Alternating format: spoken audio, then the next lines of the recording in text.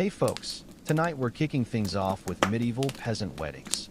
Those gloriously chaotic celebrations that somehow manage to blend sacred vows, farm animals, drunken relatives, and the occasional brawl into what can only be described as a rustic fever dream. Before you get too comfy, take a sec to smash that like button and subscribe, but only if you genuinely dig what we're doing here. Drop a comment letting me know where you're tuning in from and what time it is for you. It's wild seeing how far this community stretches across the globe. Now, dim those lights, maybe crank up a fan for some ambient white noise, and let's dive into tonight's journey together. No fancy invitations here, no gilded parchment, no wax seals, not even a disgruntled raven dropping scrolls on rooftops. In medieval villages, wedding news traveled by one method only: gossip. It usually started as a hushed rumor at the well. Hey, heard Tomas is marrying Beatrix? Within a day, it reached the baker, who told the miller, who spilled it to the midwife, who then announced it to every soul she passed, whether they cared or not. By sundown, even the sheep knew someone was getting hitched. The priest? Always the last to find out. There was no such thing as an uninvited guest. If you were breathing and within walking distance, you showed up, not because you were particularly close to the couple, but because weddings meant free food, booze, and maybe a fist fight if things got lively. The bride and groom didn't bother with guest lists. They had zero control over who crashed the party. You could end up with 10 people or half the county. That's just how it worked. More guests meant more gifts, which in peasant economics translated to scoring an extra chicken or a sack of turnips. Absolute gold when you're living on gruel. Of course, you had to plan for guests showing up, and also for them not showing up. Some might be dead, some might be too drunk, some might just forget. One guy was still harvesting barley and missed the entire wedding. Because let's be real, time was flexible. Noon could mean anything from breakfast to sunset. No watches, just the sun and villagers' questionable ability to guess how far it had moved since they last looked up from milking a cow. Seating arrangements? Forget it. You plopped down wherever your backside landed. Log, stone, haystack, whatever. If a pig had already claimed your spot, tough luck. The pig stays. Fashion was optional. Formal wear was less about trends and more about not being naked.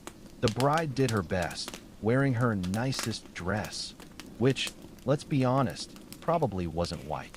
White fabric was impractical, expensive, and a magnet for every farm animal within a 2-mile radius.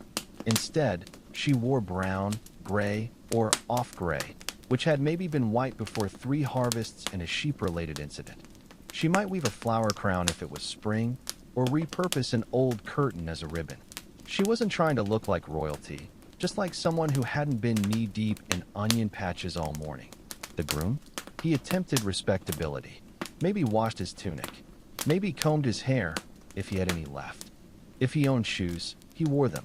If not, barefoot was fine. Calloused feet were rustic, not rude. And if he smelled faintly of pig, well, so did everyone else.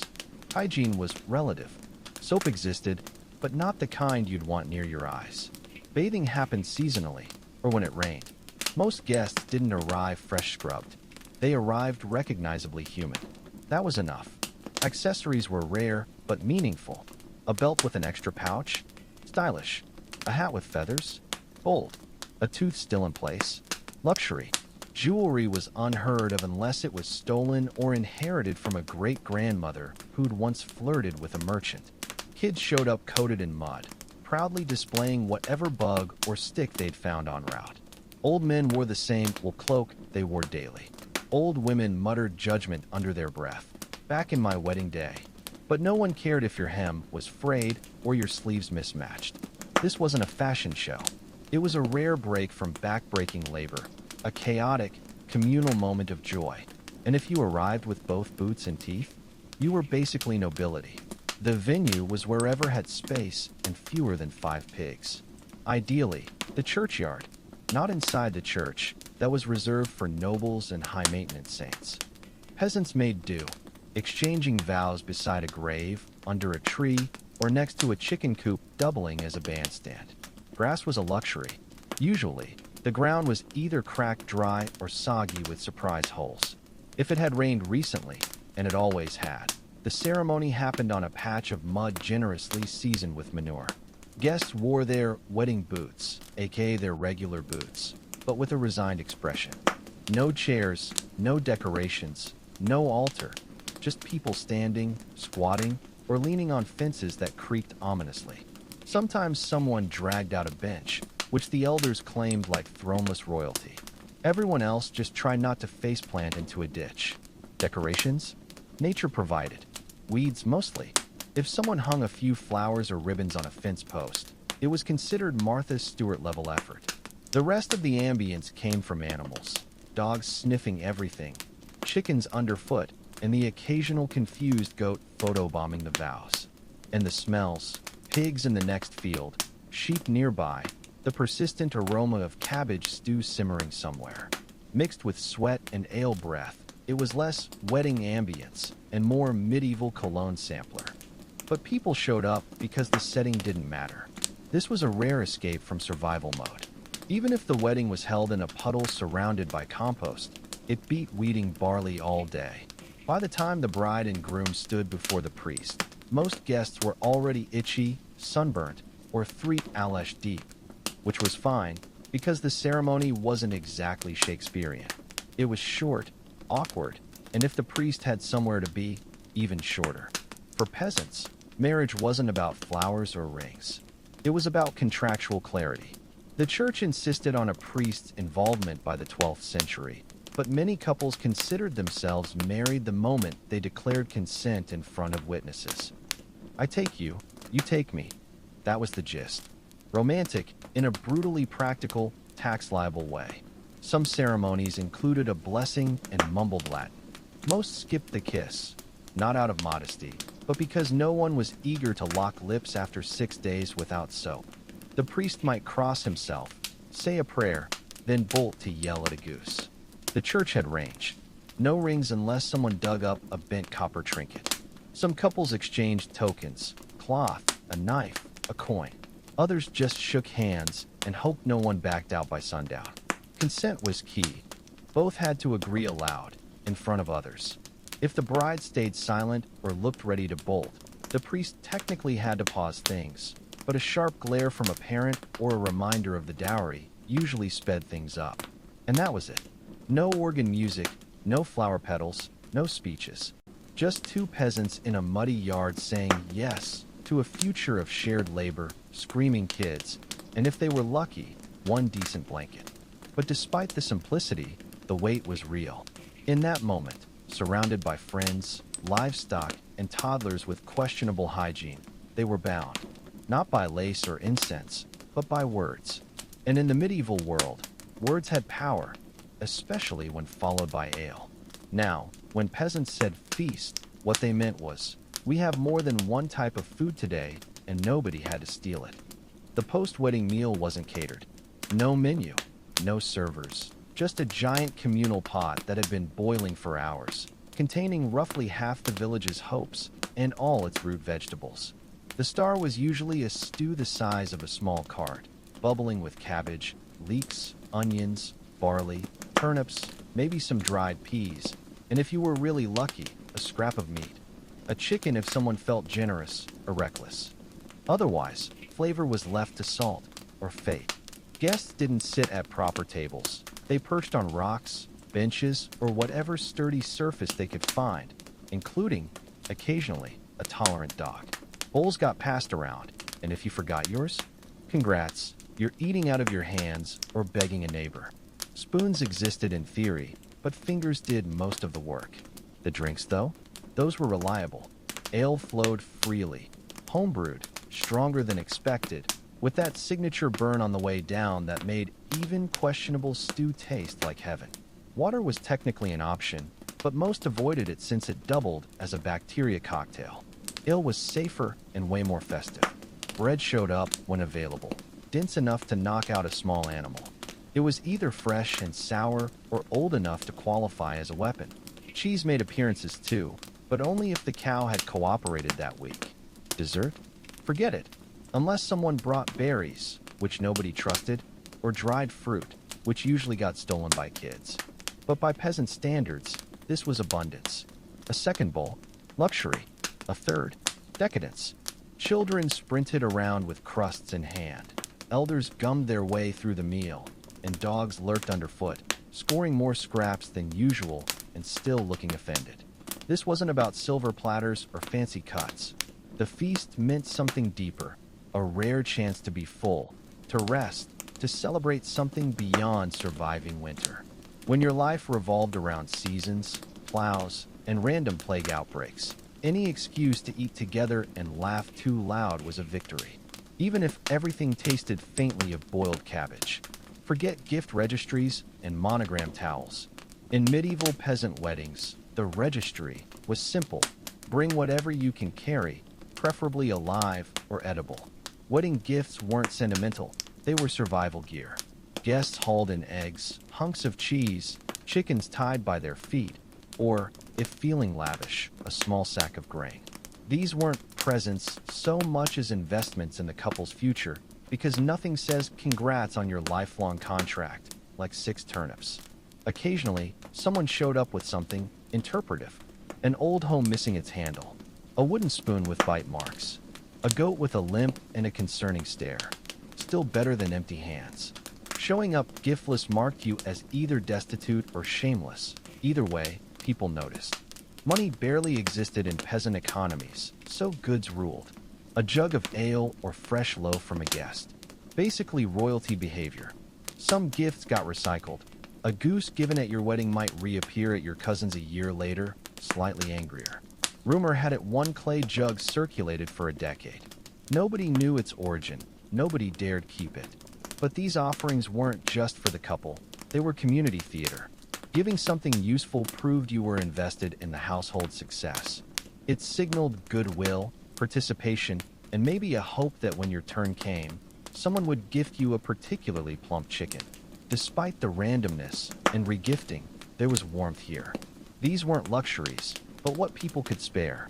In a world where most had little, giving anything at all was an act of defiance, even if your gift squawked the whole way to the newlyweds' hut.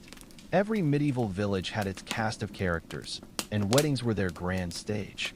Unscripted, unfiltered, and with more goats than a reality TV show. First, the village loudmouth, usually an older woman who knew everyone's business and weaponized it. She'd start with "Bless the happy couple," and end with "Though we all remember what happened behind the bakehouse last harvest." She wasn't stirring the pot, she was the pot. Then came the local wise woman, equal parts healer, rumor mill, and cryptid. She blessed the couple with unidentifiable herbs while muttering prophecies like, "May your cows always give milk," unless they don't. People nodded solemnly. Nobody made eye contact. You'd also spot the retired soldier, a guy who hadn't seen battle in 30 years but still wore part of his dented helmet. He'd tell the same exaggerated story about that skirmish near France, which definitely didn't happen, then attempt to toast the couple and immediately fall over. And of course, the drunk uncle. Every village had one. Red-nosed, overly affectionate, and prone to yelling, "Love is war," while attempting to dance with someone's baffled grandmother. His gift? A bent spoon or a suspiciously light jug of ale. Tradition demanded his presence. Common sense demanded his supervision. But beyond these personalities, gossip was the wedding's true engine. Who arrived late? Who looked too cozy with the shepherd? Who regifted the same lumpy cheese from last year's wedding? Nothing escaped scrutiny. If the bride's dress had a stain, theories sprouted. If the groom seemed pale, hex accusations flew. The chatter started during vows and rippled for weeks, woven into bread lines, milk bucket exchanges, and the village's collective memory. Let's be real, people lived for this. Life was hard, gossip was free entertainment, and in a world without Netflix or Twitter, wedding drama was the ultimate binge-worthy content. If you've ever been to a wedding where kids ran wild, now imagine that, but with more mud, fewer teeth, and zero supervision. Medieval peasant weddings were child chaos incarnate. No polite sitting, no careful nibbling. Just feral squirrel energy fueled by stolen bread and pure anarchy. Nobody stopped them. Not because adults didn't care, but but because they were busy eating, drinking, or avoiding their in-laws. Kids improvised games, racing sticks down puddles, hurling mud at chickens, daring each other to touch the priest's irritable donkey. Turnips became projectiles. Haystacks became crash pads.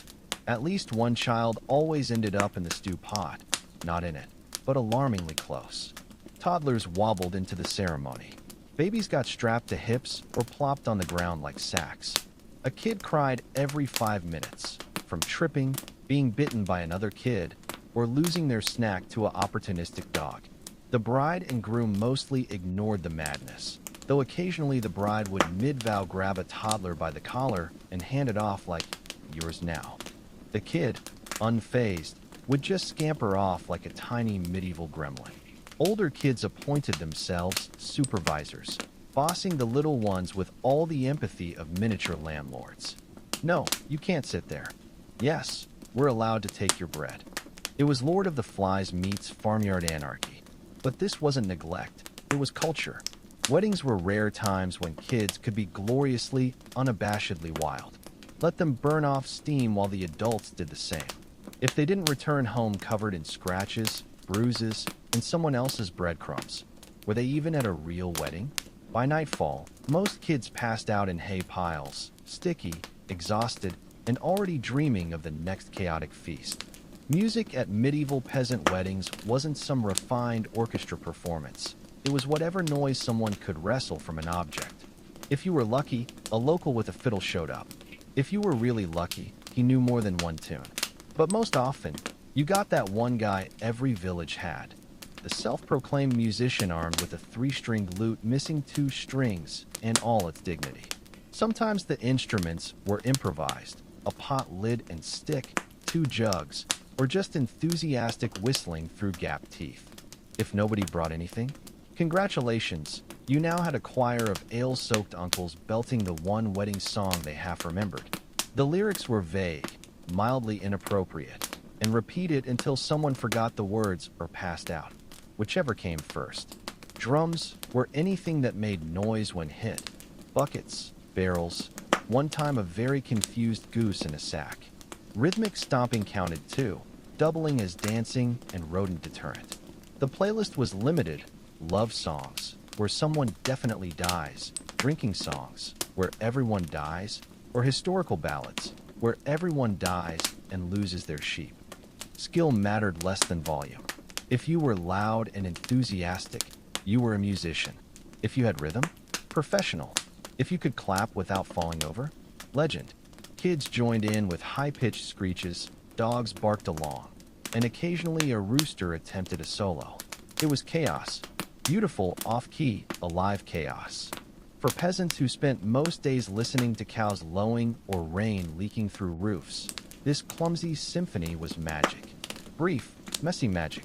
Once the music started, and by music, we mean rhythmic banging and someone whistling off-key, dancing was inevitable. Not the elegant waltzes of nobles.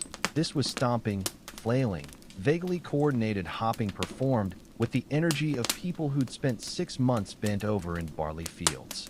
There were no choreographed steps, just instinctual movement. People formed circles or wobbly lines, clapping, slapping shoulders, shouting, rarely in sync. Feet pounded earth hard enough to startle birds and churn mud. Arms got thrown around necks. Backs were slapped, often accidentally. Elders clapped from the sidelines, cheering anyone who stayed upright longer than 3 songs. Some attempted fancy moves, usually guys who'd visited a bigger town once or heard tales of dancing from a traveler 5 years prior. Their spins and leaps mostly ended in awkward landings followed by, "I meant to sit down." Shoes were optional. By the second dance, most were barefoot, the slapping of soles against mud becoming part of the percussion. Someone always fell. Everyone cheered. Falling was tradition. The bride and groom got shoved into the center, expected to dance while blushing or silently praying for someone else to take the spotlight. Kids invented their own moves, mostly spinning until they face-planted. One bold child usually started a conga line. Nobody knew where they learned it. They just did. It wasn't graceful. It wasn't refined. But it was real. Peasants saying we're alive. We're fed. Let's move. If music was optional and dancing was improvised, ale was mandatory. No wedding survived without it. Not just a pint or two.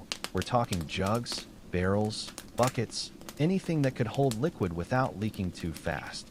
Water was suspicious, often containing frogs, filth, or dysentery. Ale, boiled during brewing, making it safer and far more entertaining. It wasn't always strong, unless someone got creative, in which case 3 cups could drop a grown man. Mugs got shared freely. No germ concerns. The concept didn't exist yet. Just that tingly burn feeling peasants swore was cleansing. Each round made the crowd louder, looser, more chaotic. Polite laughter became belly roars. Stories grew taller. Compliments got lavished on the bride's smile or the groom's interesting kneecaps. Someone always started a drinking song, which became a shouting match, which became a nap under the table. There was always that one person who shouldn't have had the last cup, the type who began singing and ended vomiting behind a haystack. Nobody judged. That was just part of the ritual. In a world of backbreaking labor and constant mortality, ale was social glue. It made people talk, laugh, confess, occasionally wrestle. At weddings, it served one purpose: turn a sacred union into a party nobody would remember clearly, but everyone would remember fondly. No peasant wedding was complete without a dash of chaos. Unplanned, unfiltered, and usually involving someone's elbow in the wrong place. Flirtations bloomed. Weddings were prime matchmaking grounds. Music, booze, and a field full of peasants who'd spent months too exhausted to bathe properly. Glances got exchanged. Flowers were awkwardly offered. A few brave souls attempted poetry, usually rhyming hey with day, before losing their nerve. The dance floor was prime territory, though most moves involved tripping into someone and calling it romance. Not all flirtations were welcome. Cue the fights. Common triggers? Someone danced too close to someone else's crush. Someone spilled ale on a borrowed tunic. Someone insulted a goat. The brawls were rarely serious, mostly shoving, slurred yelling, and mud wrestling nobody stopped. By the end, both parties were usually too tired or drunk to remember why they fought. They'd share a mug and move on. Then there were the accidents. Livestock plus ale equaled disaster. Chickens got stepped on. Kids fell into barrels. Someone always tripped into the stew pot. Once, a goat got tangled in the bride's veil and dragged her 10 feet before anyone noticed. She was fine. The goat got applause. These weren't scandals, they were stories. Remember when old Magda sat on the beehive? Instant legend. While nobles had pristine banquets, peasants had spilled ale, accidental kisses, and mild concussions. And somehow, that felt more honest. At some point, after the 4th drinking song, but before the goat stole the bread, someone would ask, hey, where'd the bride and groom go? Cue the knowing smirks. The aunties nudging each other. The muttered, well, they didn't waste time. Because everyone knew. Consummation wasn't just tradition, it was legally important. A marriage wasn't valid until made official in the eyes of God and a creaky straw mattress. Some weddings even had witnesses, a disturbing mix of custom and nosiness, though most villages wisely dropped that practice. The newlyweds usually slipped away to a barn, back room, or hastily swept hovel. Privacy was relative, locks were rare, curtains were luxuries, but the disappearance was symbolic. The community understood. Let them vanish. Let them bond. Meanwhile, the party raged on. The couple's absence didn't stop dancing or ale or off-key singing. If anything, it fueled gossip. How long would they be gone? But he trips over his own boots. She looked like she knew what she was doing. When they reappeared, flushed, rumpled, vaguely triumphant, nobody said anything outright. But everyone looked. The groom got backslaps. The bride got nods and unsolicited advice from women married since the great turnip shortage of 1314. Some couples didn't return at all. They fell asleep in the hay or decided to start domestic bliss early. Nobody blamed them. After months of labor and years of waiting, they'd earned their escape, brief, messy, and entirely theirs. The morning after a medieval peasant wedding wasn't some romantic sunrise moment. It was a hung-over reckoning with livestock. Gone were the music and laughter, replaced by aching heads, empty jugs, and the slow dawning realization that someone had definitely slept in the cabbage patch. Guests emerged from wherever they'd collapsed: haystacks, under carts, inside sheds, or simply curled by the dying fire like oversized, snoring cats. Hair stuck up in improbable angles. Tunics were stained with mud and questionable substances. One man wore someone else's cloak with zero intention of returning it. The feast table, a generous term, now resembled a war zone. Half-eaten bread, spilled ale, an overturned stew pot, and the unmistakable evidence of a chicken that had held vigil all night. Someone found a single shoe in a tree. Someone else had mysteriously acquired a dog. Children, already bouncing with energy, ran around brandishing sticks and singing mangled versions of last night's drinking songs. One toddler paraded past proudly clutching a goose egg, its origin and the goose's current emotional state unknown. The bride and groom? Nowhere to be seen. Still hiding, probably, rumpled, exhausted, and picking straw out of unmentionable places. They'd surface eventually, blinking like moles, ready to begin their new life of shared chores, livestock management, and the slow existential dread of peasant adulthood. But this morning, they were allowed to remain mythical figures. Those with stronger stomachs helped clean, salvaging bread crusts, stacking mugs, rolling barrels. Others just sat on logs clutching their heads, praying for silence, strong tea, or time travel. The priest wandered through with suspicious serenity. He hadn't partied. He remembered everything, and worst of all, he was ready to talk about it. Yet despite the mess, nobody complained. There was a quiet satisfaction in the aftermath. The wedding had happened. The couple was married. The village had come together, eaten, drunk, bled a little, and survived. That was enough. When we imagine medieval weddings today, it's tempting to picture something elegant: flower garlands, flowing gowns, sweet music drifting through trees. And sure, maybe that happened somewhere. But for peasants, the real legacy was mud, laughter, bruised knees, boiled cabbage, community. These weddings weren't about prestige or Instagrammable moments. No photographers, no planners, no mood boards. What mattered was presence. The whole village showing up not just to witness vows, but to participate in something rare: joy. Because medieval peasant life wasn't just hard. It was relentless. Hunger, disease, taxes, bad weather, the occasional armed noble trampling your barley field for fun. Joy was brief. Fun was suspect. But weddings? They were the exception, a communal pause in the chaos. A moment where dirt-stained hands held bread instead of tools, where voices sang instead of swearing at stubborn rocks. Even if the stew was bland, even if the ale ran out, even if someone got kicked by a donkey, none of it mattered. What mattered was the village gathering to say, "These two now face the world together. Let's shout and spill things in their honor." The legacy wasn't captured in stained glass or history books. It lived in stories told over bread ovens, in songs hummed during harvest, in the quiet smile between a couple sharing stew months later, now with calloused hands and shared debts.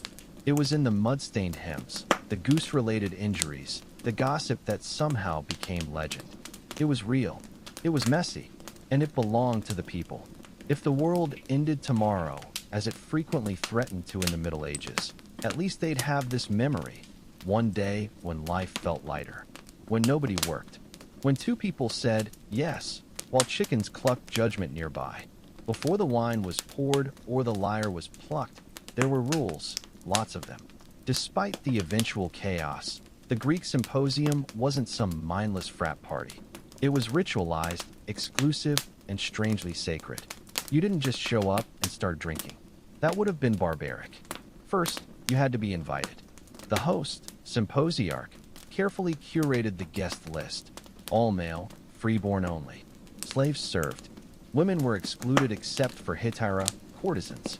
Wives stayed home. The evening began with a meal, deep naan, where everyone reclined on couches, heads propped on cushions like relaxed philosophers. This wasn't the symposium proper, just the warm-up. No alcohol yet. That came after, when the food was cleared and the floor swept. Then the real event began. Wine was mixed with water in a large crater. Drinking it unmixed, like the Scythians did, was considered savage. The symposiarch decided the ratio: weak for conversation, strong for chaos. It was a delicate balance. Too weak and the evening dragged. Too strong and Plato's dialogues turned into a Dionysian disaster. Now here's where it gets interesting. Every symposium had a purpose: philosophical debates, political strategizing, poetic competitions. But beneath that ran a current of sacred leisure, school, where ideas were born, where young aristocrats sharpened minds through verbal sparring and maybe, just maybe, fell in love. Before debates started, libations were poured to Dionysus, god of wine and divine madness. There was singing, sometimes by hired musicians, sometimes by guests. A flute girl might play. A courtesan might challenge someone to a riddle. But everything was structured. Wine passed clockwise. Each round came with a toast. Drinking too fast was frowned upon. Getting sloppy was shameful. The ideal guest: witty, graceful, just drunk enough to tell beautiful truths. In the end, the symposium was a performance, a place where men proved intellect as much as alcohol tolerance. A dance between reason and indulgence. Break the rules, and you weren't just embarrassing yourself. You were insulting the spirit of the gathering itself. The physical setting of a symposium was no accident. It was a carefully designed stage for intellectual and sensual performance. These gatherings took place in a special room called the Andron, reserved exclusively for men in Greek households. A square space lined with couches, pleni, each wide enough for a man to recline on his side while propped on one elbow. The center remained open, perfect for servants pouring wine, dancers performing, or the occasional impromptu game involving flicking wine dregs at targets. Yes, they had drinking games too. Light came from flickering oil lamps, casting shadows that danced across walls painted with mythological scenes. Hercules feasting with gods, Dionysus leading drunken revelers, satyrs chasing nymphs. These weren't just decorations. They were reminders of the thin line between civilization and ecstatic chaos. The air hung thick with incense, roasted meats, and the occasional whiff of perfume from courtesans. The couches formed a circle, creating equality.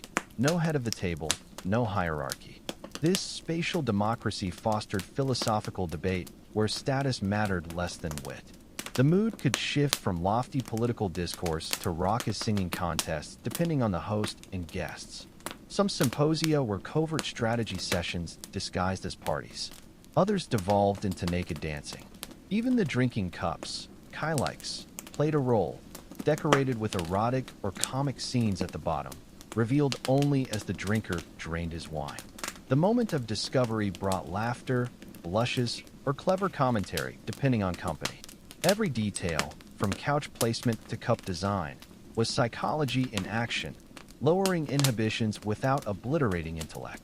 At the heart of many symposia was pederasty, the socially accepted relationship between an older man, Erastes, and a younger male beloved, Ereminos. This wasn't just tolerated, it was idealized as educational and virtuous. The symposium became their theater of courtship. Older men used poetry and wordplay to woo beautiful youths reclining beside them. Compliments flowed. Groping was frowned upon. Restraint proved dignity and serious intent. The beloved, usually a teenage aristocrat, was expected to resist. His virtue lay in deflecting advances with grace and wit. A boy who yielded too easily lost social value. One who refused entirely risked seeming cold. The ideal walked the line, blushing, teasing, listening.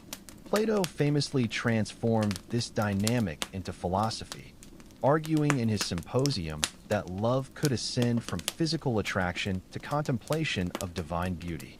But that lofty ideal began quite literally on couches beside tipsy, beautiful boys.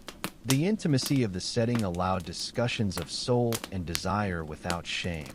Wine loosening tongues, shadows hiding blushes. Not every guest participated. Married men were supposed to abstain, many didn't. Courtesans offered physical pleasure, but the boys represented higher inspiration, muses for male elites. Their youth reminded older men of time's cruelty, of why philosophy mattered. Wine wasn't just a beverage here, it was fuel, compass, and test. Greeks drank it mixed with water, usually 3 parts water to 1 wine. Unmixed wine was considered barbaric. The central crater, mixing bowl, stood like an altar, its ratio dictating the evening's tone. Strong mix meant chaos. Weak mix signaled serious discourse. Each guest received a cup, refilled in rounds flowing clockwise. But this wasn't mindless drinking. It was rhythmic, each sip accompanied by toasts, songs, or witty remarks. Wine invited vulnerability and creativity, walking the line between divine inspiration and madness, both attributed to Dionysus. The ideal drinker could consume multiple rounds while debating justice, reciting Homer, and still sitting upright. Losing control was for barbarians. In fact, symposia partly existed to prove a man could enjoy pleasure while governing himself, self-mastery, even in intoxication. That said, not all succeeded. The drunk who danced naked, knocked over the lyre player, or mistook a servant for a satyr became cautionary tales. Their mishaps were retold for years. Conversely, the slightly tipsy philosopher who spoke brilliantly about love might be remembered for millennia. Not every moment at a symposium was deep philosophical pondering. When the wine flowed freely and minds loosened, the Greeks turned to games and music, structured amusements that revealed a man's wit, social finesse, and capacity for controlled revelry. One of the most popular drinking games was katabos, a bizarre yet elegant pastime where guests flicked the dregs of their wine at a target, usually a small saucer balanced on a stand or floating in a bowl of water. The goal? Knock it over with a well-aimed splash. But skill wasn't the only factor, it was symbolic. Players often shouted the name of a lover while launching their wine. A direct hit meant the gods approved your passion. A miss suggested unrequited longing. This cheeky blend of flirtation and athleticism turned tipsy competition into romantic divination. Music was ever present. A hired auletress, flute girl, might play haunting melodies to accompany toasts or dance between courses. Sometimes she danced herself, swirling in rhythm with the rising heat of the evening. But guests didn't just listen, they performed. Reciting Homer, improvising erotic poetry, or singing drinking songs wasn't optional, it was expected. A man who couldn't carry a tune or deliver clever verse faced silent judgment. Or worse, mocking applause. The real performance, however, was verbal. Witty banter, sympathetic conversation, was an art form. Guests engaged in verbal duels testing memory, wordplay, and philosophical knowledge. One might pose a riddle like, what walks on 4 legs at dawn, 2 at noon, and 3 at twilight? Answer, man, crawling as a baby, walking upright, then using a cane in old age. Others challenged each other to compose verses on the spot, often with bawdy double meanings. The best conversationalists balanced quick thinking with provocative depth, delivering dirty puns and theories of justice in the same breath. Occasionally, these games took a competitive turn. A guest might hold his cup upside down over his head, vowing to keep drinking until someone solved his riddle. Another might bet his cloak on answering correctly. The stakes were low, but the pride was real. Losing meant temporary humiliation. Winning earned bragging rights until the next symposium. If the room was right, if the wine ratio balanced intellect with abandon, if the company was sharp, the entire event took on a magical quality. Half intellectual salon, half revelry.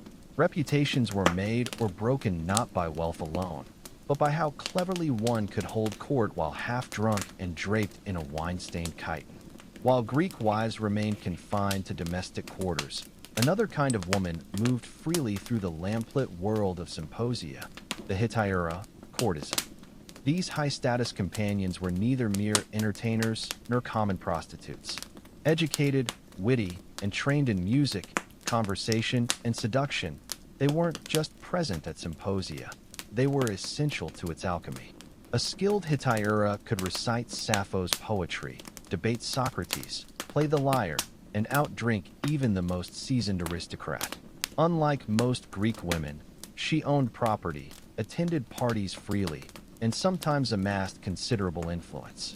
The legendary Aspasia, companion to Pericles, was rumored to have taught rhetoric to Athens' greatest minds. But their position was precarious. Hetaira walked a razor's edge between celebrated and scorned, admired for intellect yet objectified for pleasure. Their presence transformed the symposium from a boys' club into a charged arena of power and performance. A well-timed remark from a Hetaira could deflate a statesman's ego or spark debates lasting hours. They were conversational gladiators, trained to challenge, tease, and occasionally humiliate.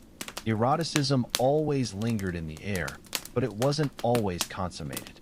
The tension itself was the point. Some Hetaira became long-term lovers.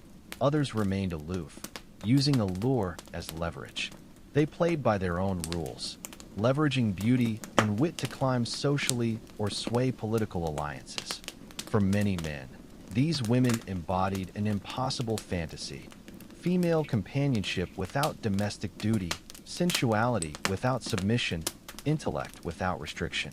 In a space designed for male pleasure, Hetaira were a living paradox, both empowered and exploited, desired and distrusted.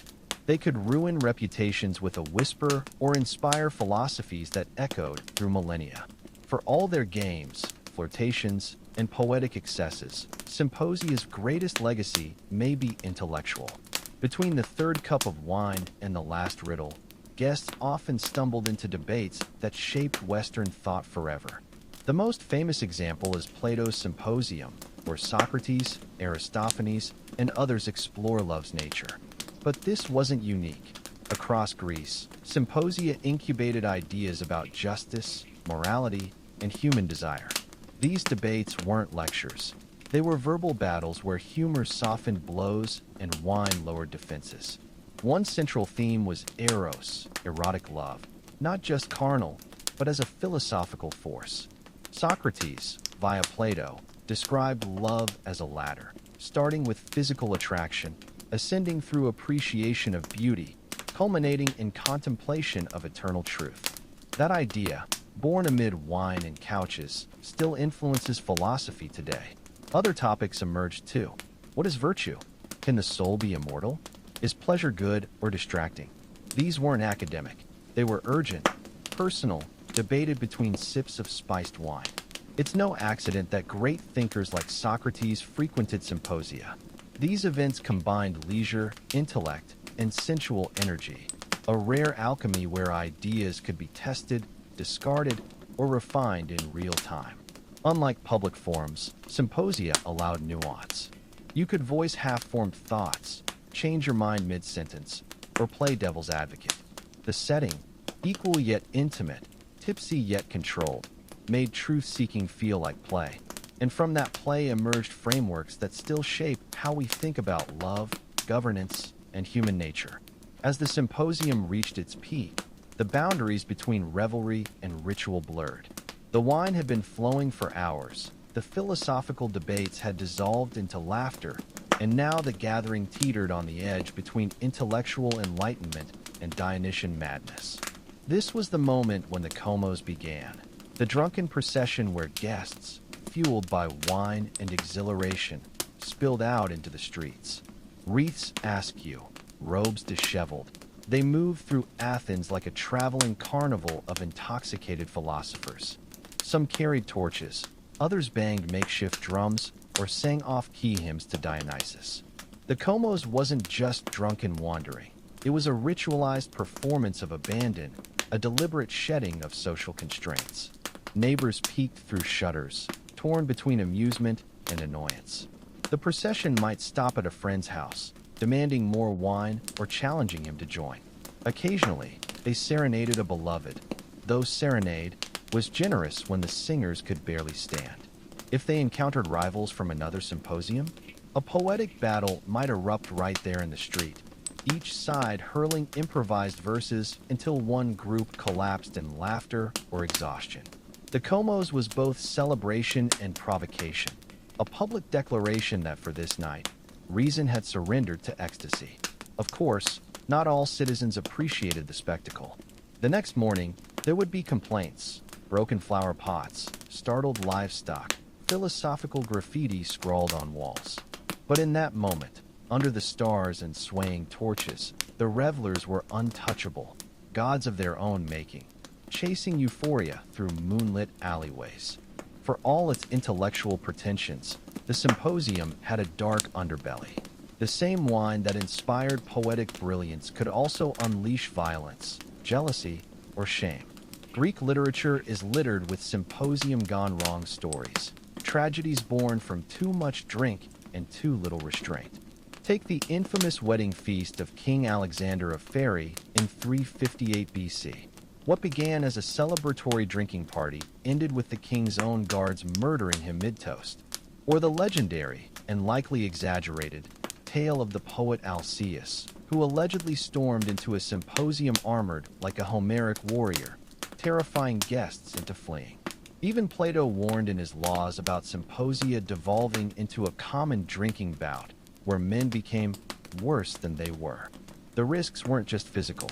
A poorly chosen word could spark lifelong feuds.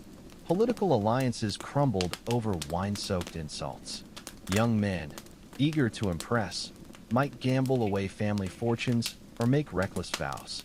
The Hetaira, too, played dangerous games. A sharp-tongued remark could elevate her status or get her banished from future gatherings. And then there was the ever-present specter of shame. Greek society prized sophrosyne, moderation/self-control. The man who drank too much, spoke too crudely, or wept over lost love risked becoming a cautionary tale. There was no true anonymity at a symposium. Your peers remembered every slip, every moment of weakness. The morning after brought not just hangovers, but reckonings. Yet for all these dangers, Greeks kept returning to the symposium.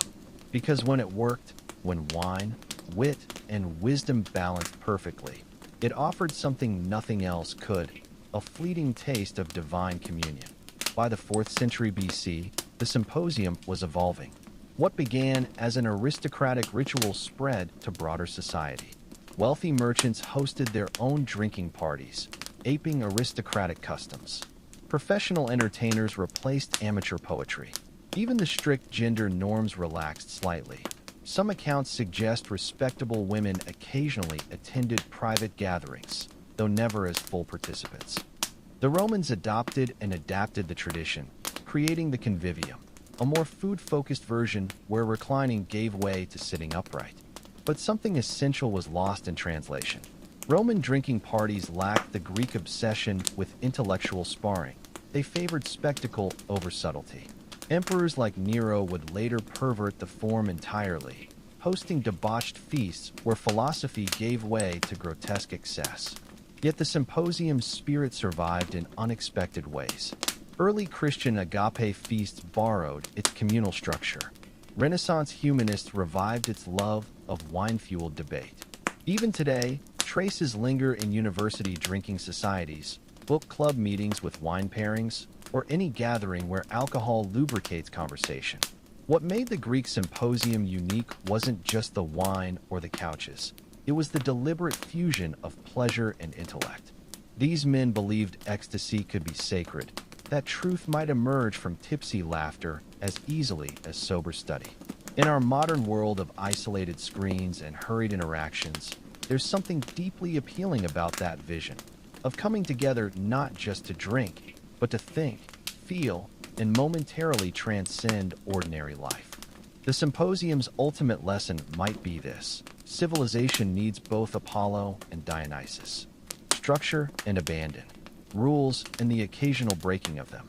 The Greeks understood that wisdom isn't found in pure sobriety or pure drunkenness, but in the liminal space between, where wine loosens the tongue just enough to speak uncomfortable truths, where laughter makes philosophy feel alive rather than austere.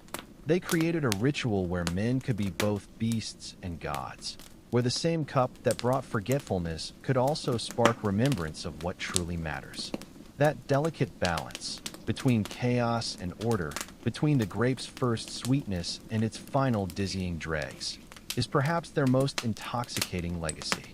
While the Greeks perfected the art of philosophical drinking, their northern neighbors, the Celts, were staging feasts that made Athenian symposia look like tea parties. Imagine a hall packed with warriors, the air thick with roast boar fat and mead fumes, where boasting was compulsory and food fights were practically sacred rituals. This was the Celtic feast, a glorious, messy celebration of life in a world where tomorrow might bring battle, famine, or both. The Celts took hospitality deadly seriously. When a chieftain invited you to a feast, refusing wasn't just rude, it could start a blood feud. The hall doors stood open to friends, allies, and even enemies if they came in peace. But this generosity had rules. Guests were seated by rank, warriors near the chieftain, craftsmen further down, poets hovering somewhere in between. Sitting in the wrong spot could get you challenged to a duel. The Celts loved hierarchy almost as much as they loved fighting about it. Servants hauled in whole roasted animals, boars, deer, even entire cows, on spits so large they needed 2 men to carry them. Bread came in rounds the size of shields. Cheese wheels could stop a chariot. Portions weren't measured, they were conquered. A warrior proved his worth by eating enough for 3 men, then drinking enough to forget he'd done it. Table manners? Optional. The ideal Celtic diner used daggers more than spoons, wiped greasy hands on tunics, and threw bones to the ever-present dogs. Belching showed appreciation. Food flew when debates got heated, which was often. A truly successful feast left the floor slippery with grease, mead, and possibly blood from that one guy who took the ribbing too personally. At the heart of every great Celtic feast was the champion's portion, the choicest cut of meat reserved for the bravest warrior present. This wasn't just dinner, it was a provocation wrapped in pork. When the roast boar arrived, warriors had to either claim the champion's portion or watch someone else take it. Some boasted of past victories. Others recited genealogies proving their noble blood. A few simply reached across the table and grabbed, a move that either started a brawl or earned grudging respect, depending on how well they fought afterward. Poets, Philid, acted as referees, judging who deserved the prize. Their verdicts could make a man's reputation or doom him to eternal mockery. Occasionally, 2 warriors both laid claim, leading to the Celtic equivalent of a playoff. Eating contests, drinking challenges, or good old-fashioned wrestling. Losers slunk away to nurse wounded pride and possibly a concussion. Winners got the meat, the glory, and a target on their back for next time. This ritual wasn't just about food, it was social combat, testing a warrior's nerve in peacetime. The champion's portion kept men sharp between battles, turning dinner into a microcosm of Celtic values. Courage mattered more than manners. Pride was worth fighting for, and no good boar should go unclaimed.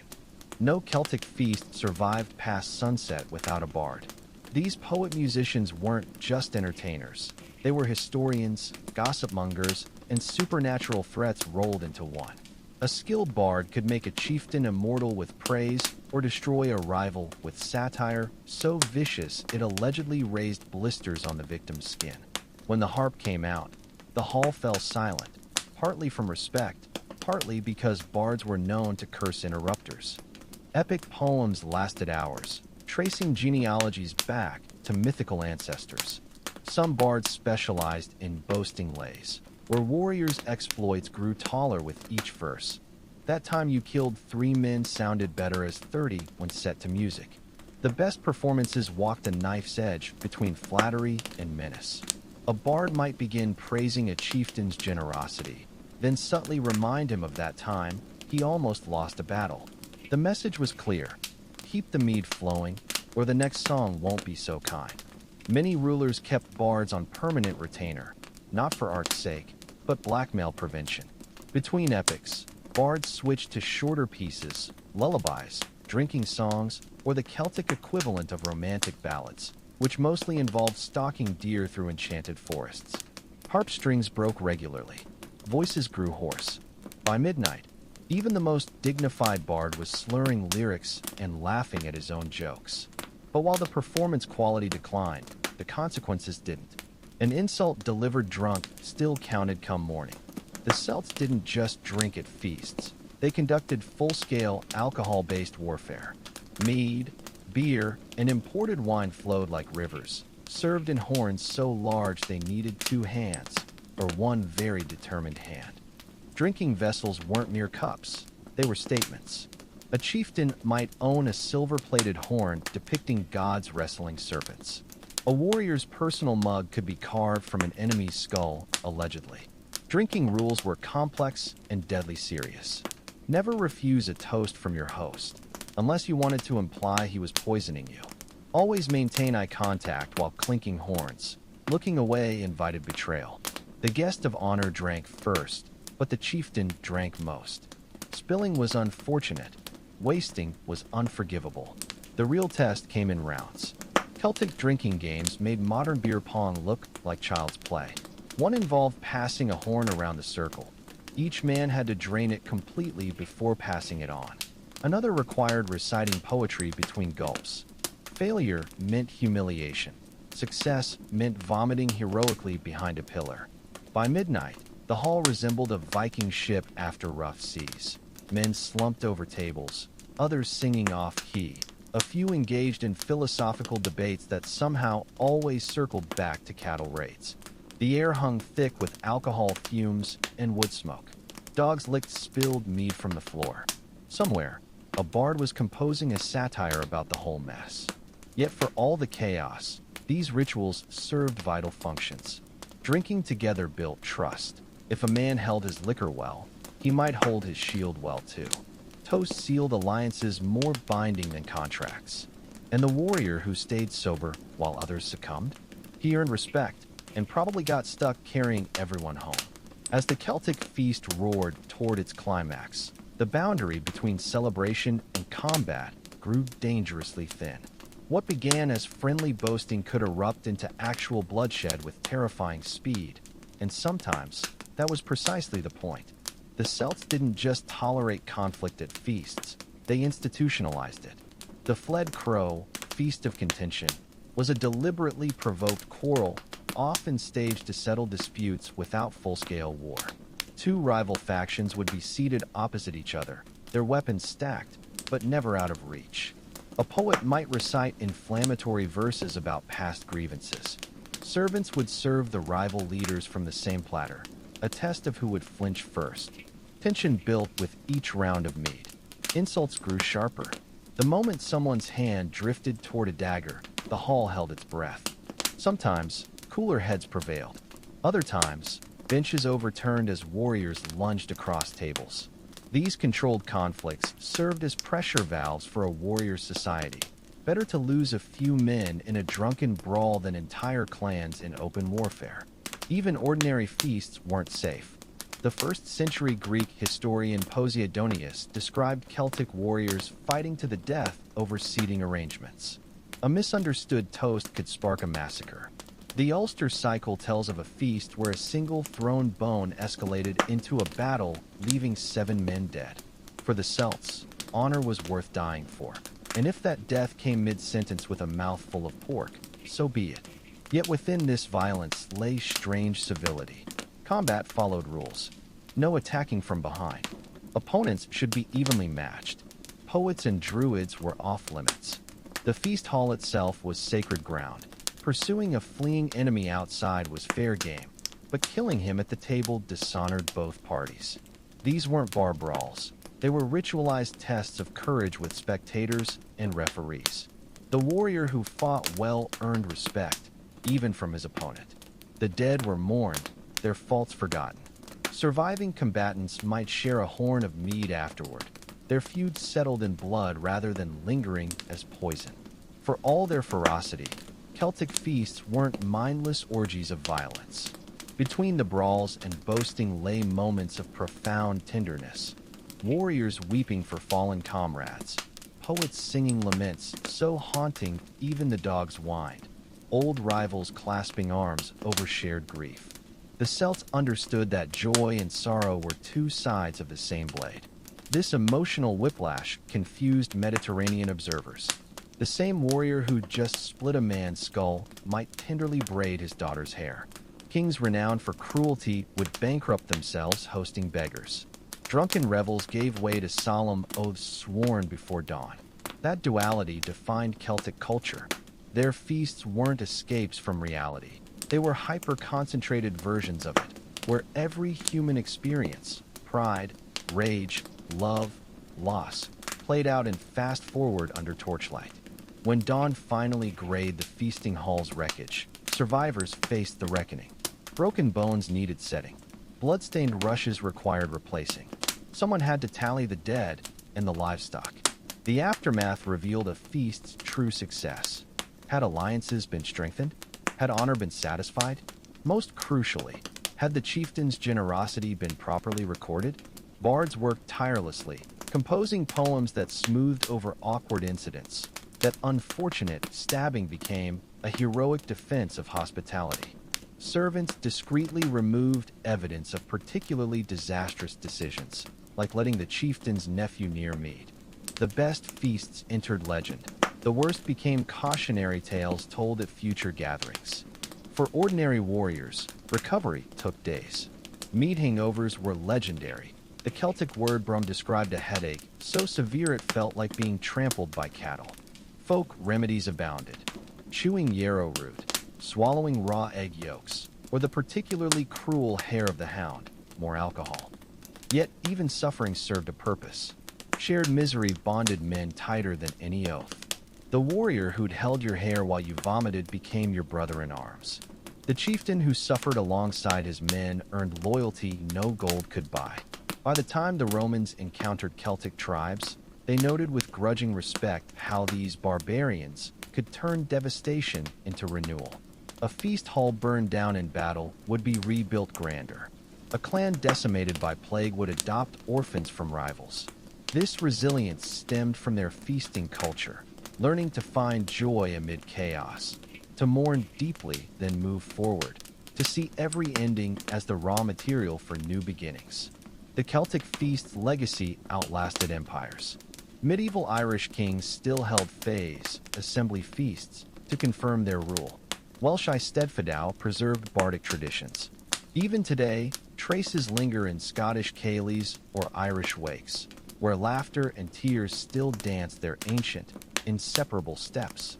Perhaps the Celts' greatest lesson was this: civilization isn't about avoiding conflict, but channeling it.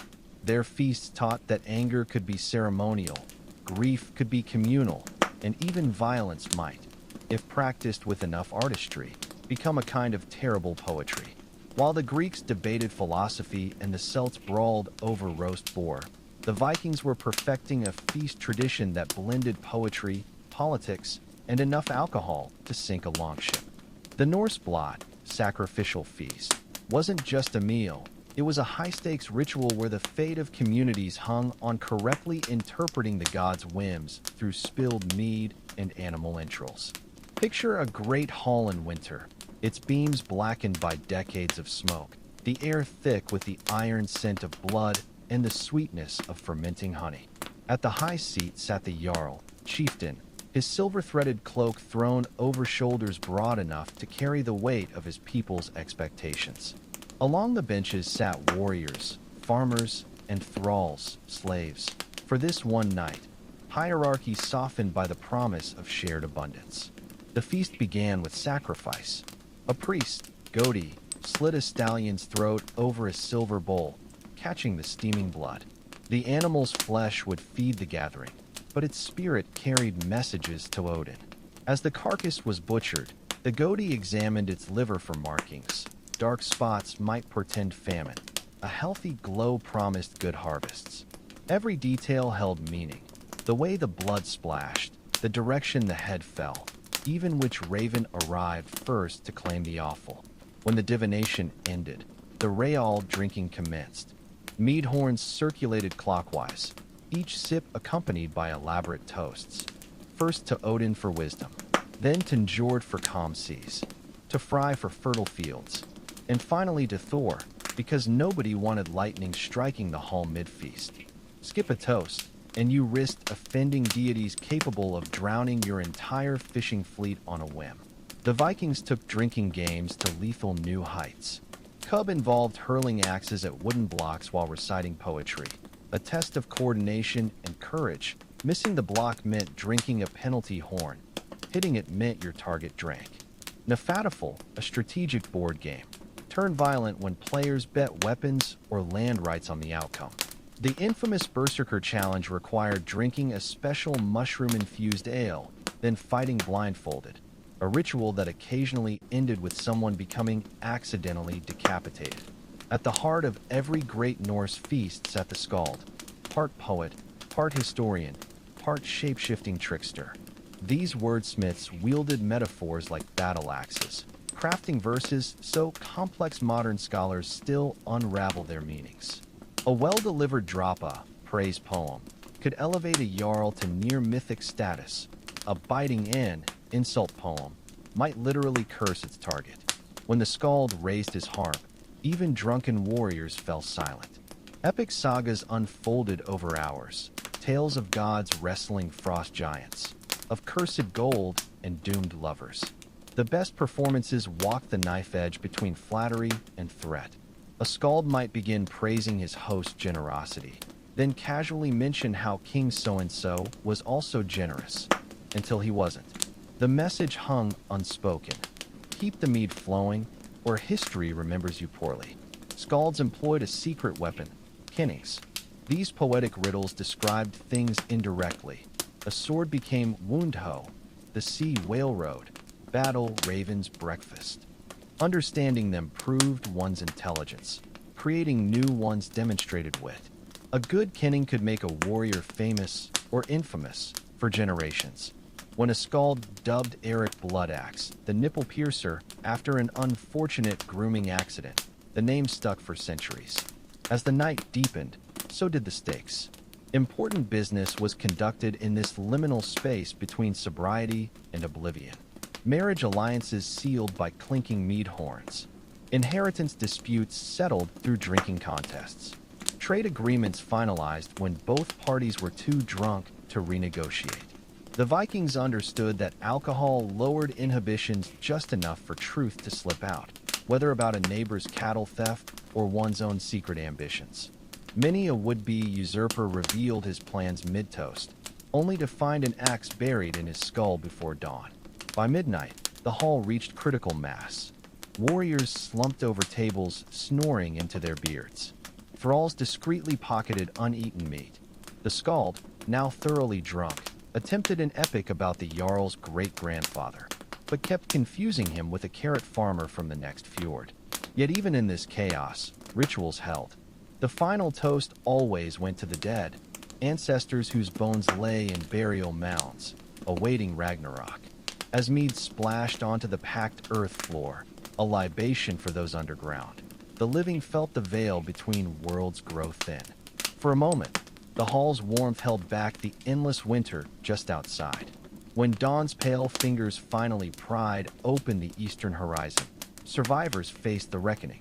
Mead hangovers were legendary. The Norse had 12 words for hangover severity, ranging from humly, mild headache, to dauadrikja, literally death drink, where moving your eyeballs felt like stirring molten lead. Remedies ranged from sensible, birch sap tea, to suicidal, more alcohol. Some swore by pickled herring, others chewed bitter herbs. The truly desperate consulted vulvas, seeresses, who prescribed charms involving raven feathers and questionable incantations. Yet the pain served a purpose. Shared suffering bonded men tighter than any oath. The warrior who helped you stumble outside to vomit became your shield brother. The Jarl who groaned alongside his men earned loyalty no silver could buy. These feasts weren't mere parties. They were the glue holding Viking society together through endless winters and violent summers. When Christianity arrived, it didn't erase the blot, it absorbed it. Yule became Christmas, the mead horn became the chalice, the Skald became the choir. The Vikings understood what modern life often forgets, that civilization isn't built on laws alone, but on shared rituals where laughter and grief flow as freely as alcohol. Their legacy lives on wherever people raise glasses and tell stories late into the night, chasing that fleeting magic when the mundane world briefly cracks open to reveal something older and wilder beneath. As the Viking age waned, another feast tradition was rising in Europe's great halls. one that would shape dining customs for centuries to come. The medieval banquet wasn't just about sustenance. It was a theatrical display of power, wealth, and social hierarchy played out on linen-draped tables. Imagine Westminster Palace in 1387, its great hall decked with tapestries worth entire villages. At the high table sat Richard II, his fingers glittering with rubies as he picked a gilded swan. Below him stretched endless trestle tables where nobles jostled for proximity to the king. The closer you sat, the higher your status. Even the salt cellar became a social barometer. Above the salt meant privilege, below the salt signaled irrelevance. Food was propaganda. Peacocks were roasted and re-feathered to look alive. Pies burst open to release live birds. Subtleties, ornamental sugar sculptures, depicted biblical scenes or political allegories, all meant to be admired, not eaten. A single feast might feature 30 courses, 500 gallons of ale, an entire herd of deer, enough spices to ransom a night. Yet for all this excess, etiquette ruled supreme. Courtesy books dictated every gesture, from how to carve meat, always away from yourself, to where to wipe greasy fingers, the tablecloth, never your clothes. Failing to properly share a trencher, stale bread used as a plate, could get you demoted to the lower tables. The banquet was a carefully choreographed dance where every gesture carried meaning. When the king's tasters sampled each dish, it wasn't just poison prevention. It demonstrated royal vulnerability and trust. When lords served wine to inferiors, they reinforced feudal bonds. Even leftovers had purpose. Distributed to the poor outside the gates, they bought loyalty with cold venison. At the heart of this spectacle sat the most feared figure in the hall, the sewer food taster. This wasn't some lowly servant, but a high-ranking noble whose job combined culinary expertise with political acumen. He orchestrated dish procession timing, poison detection, using unicorn horn, actually narwhal tusk, social minefields like who got the first cut of venison. A good sewer could make careers. The Earl of Warwick's sewer famously secured an alliance by accidentally serving the French ambassador the king's personal spice blend, a calculated insult that sparked negotiations. Banquets were also intelligence gold mines. Spies noted who drank too much and talked loosely, which lords picked at their food, possible poisoning fears, even how enthusiastically guests applauded the king's favorite dishes. By dessert, which might include live frogs and jelly for entertainment, alliances had formed and crumbled, reputations were made or ruined, and at least one drunken lord had face-planted in the custard. The true feast wasn't on the table. It was the human drama playing out beneath chandeliers dripping with wax and intrigue. While nobles gorged themselves, medieval peasants celebrated with humbler, but no less vital, feasts. Harvest suppers, May Day Alesh, and Church Alesh provided rare breaks from backbreaking labor. These gatherings lacked gold plate, but overflowed with communal spirit. A typical village feast featured a pit-roasted ox, paid for by pooling pennies, homemade ale, strong enough to knock over a plowman, rough music, pots, pans, and enthusiastic shouting. Hierarchy relaxed slightly. The lord might donate a cask of wine, earning himself a ceremonial first slice of meat before retreating to his manor. What these feasts lacked in refinement, they made up in sheer exuberance. Food was simple but plentiful. Coarse brown bread, the darker the loaf, the lower your status. Pottage, a thick stew that could double as mortar. Bacon, the medieval peasant's currency. Entertainment was homespun. Mummers' plays where St. George always defeated the Turk after appropriate comic delays. Wrestling matches judged by the village's oldest drunkard, and dancing that continued until someone fell into the bonfire. These feasts served vital functions, redistributed wealth through obligatory noble donations, cemented village unity, allowed controlled rebellion. One day a year, peasants could mock lords without repercussions. When the Black Death wiped out half of Europe, surviving peasants suddenly held bargaining power. Their feasts grew grander, now featuring white bread and the occasional chicken. Lords, desperate to retain workers, looked the other way when hunting laws were forgotten. For a brief moment, The smell of roasting venison wafted through hovels without consequence. By Tudor times, the medieval feast had evolved into something recognizable today. Henry VIII court still staged massive banquets, but new influences were creeping in. Italian forks caused scandal. Why use metal when God gave you fingers? Sugar replaced spices as the ultimate luxury. Trenchers gave way to wooden plates. The Reformation changed feasting's spiritual dimension. Protestant reformers smashed stained glass windows depicting the Last Supper while insisting communion wine be plain, no more feasting with saints. Yet old habits died hard. Many a Puritan secretly missed the Christmas goose. What all these feasts shared, whether Viking blot or peasant harvest supper, was the understanding that eating together makes us human. In sharing food, we share stories, forge alliances, and momentarily keep the wolves of chaos at bay.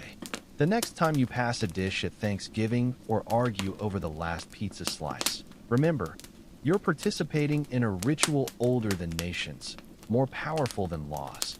The simple, sacred act of breaking bread together while the darkness waits outside.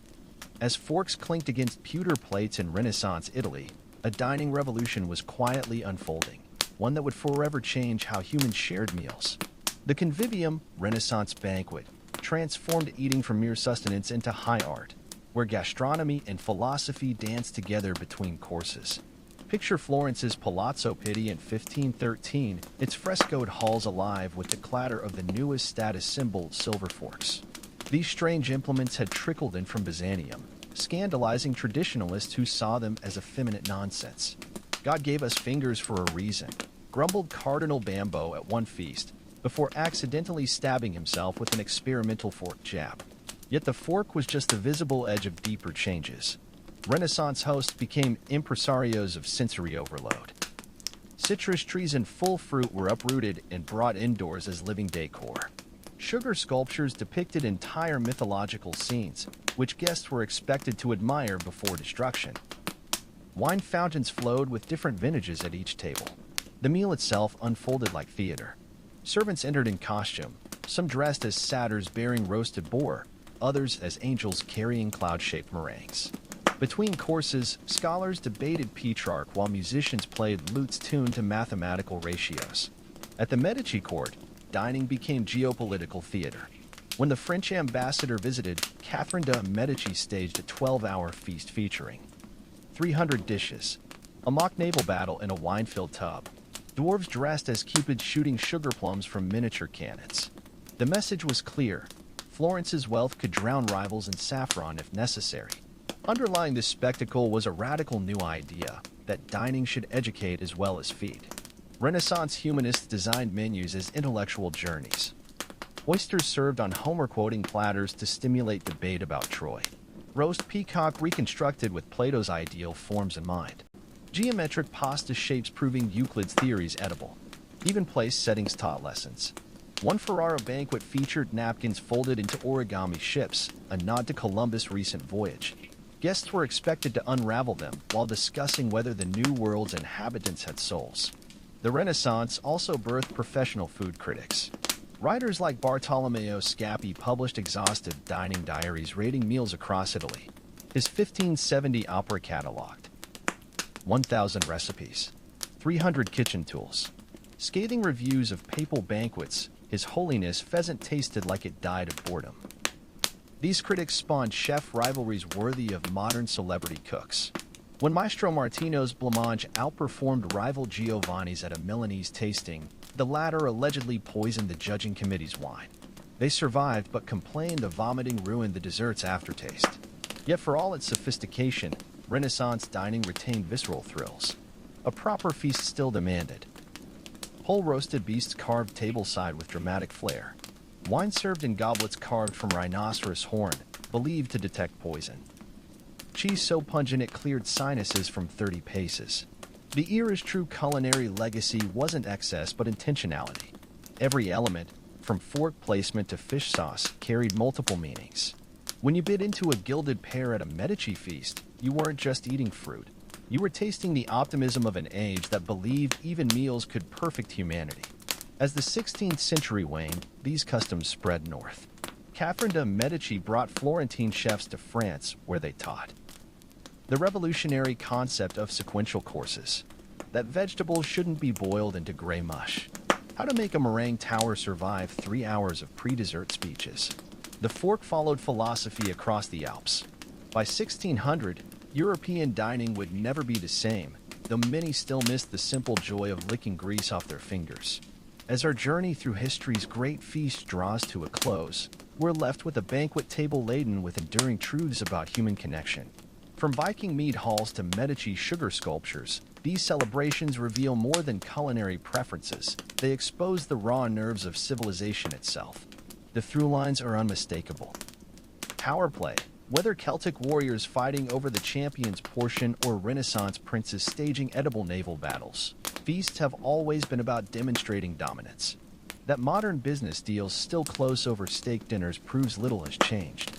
Community glue. Medieval peasants pooling pennies for an ox roast understood what science now confirms: shared meals increase social bonding hormones. The act of passing bread literally passes trust. Ritual as survival. The Vikings' meticulous toasts to Odin weren't mere superstition. In a world of frozen fjords and sudden death, rituals gave illusion of control. Much like modern holiday traditions comfort us against chaos. Yet something fundamental has been lost in our age of food delivery apps and solitary screens. The Elizabethans had voiders, servants who cleared tables between courses, literally creating space for new dishes and fresh conversation. When did we stop making voiders for our souls? Perhaps the most poignant lesson comes from what these feasts demanded of their participants. Viking drinking games required poetic improvisation alongside alcohol tolerance. Renaissance banquets expected guests to debate philosophy between bites. Even peasant weddings turned storytelling into sustenance. Compare this to today's distracted dining, where phones outnumber forks at many tables. We've optimized eating for efficiency at the cost of what made meals meaningful. But history offers hope. The table's magic persists wherever people keep phones away during dinner. Revive the art of toasting with actual thought behind the words. Occasionally attempt ambitious dishes that might fail gloriously. Because ultimately, every great feast across time shared one secret ingredient: presence. Not perfect silverware or Instagrammable plating, but humans fully showing up for other humans, using food as the excuse to do what we secretly crave. Look each other in the eye and say, for this hour, you matter more than whatever waits outside. So set an extra place tonight, not for some imagined guest, but for the ghosts of all those feasts past. Let them remind you that in breaking bread, we daily rebuild the world. The invitation stands eternal. The only question is whether we'll still RSVP yes.